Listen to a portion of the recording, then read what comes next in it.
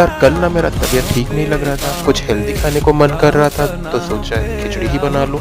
और यहाँ कोई रेस्टोरेंट स्टाइल का खिचड़ी बना नहीं है, और वैसे भी रेस्टोरेंट में खिचड़ी कौन ही खाता है। सिंपल सा घर वाला मिक्स दाल का खिचड़ी है, तो चलिए बनाते हैं। तो पहले आपके घर में जितने भी दाल है सब ले लें, या फिर सिर्फ मूंग दाल लें। उसको अच्छे से धो के आधे घंटे के लिए गर्म पानी से भिगो लें। ध्यान रखें जितना दाल ले रहे हैं उतना या फिर थोड़ा सा कम चावल लें और उसको भी भिगो लें। अब एक प्रेशर कुकर में थोड़ा घी गर्म करें और उसमें जीरा और हींग डालें और बाकी स्क्रीन पर लिखे सारा वेजिटेबल्स डालें। फिर उसमें नमक, हल्दी, लाल मिर्च, दाल, चावल और पानी डालें और 2 से 3 सीटी के लिए अच्छे से पका लें। अगर बच्चों को देना है तो ऐसे ही दे सकते हैं, बड़े खा रहे हैं तो दूसरा तड़का भी लगा सकते हैं ऊपर से। आप इसमें वेजिटेबल ऐड करना चाहे तो दाल चावल ऐड करने से पहले आप इसमें डाल के अच्छे से पका सकते हैं। ये बहुत ही हेल्दी और सिंपल फूड है। पापड़, हरी चटनी या दही के साथ आप इसको घर के सबके साथ खा सकते हैं। तो इसको जरूर बनाएं और शेयर करें।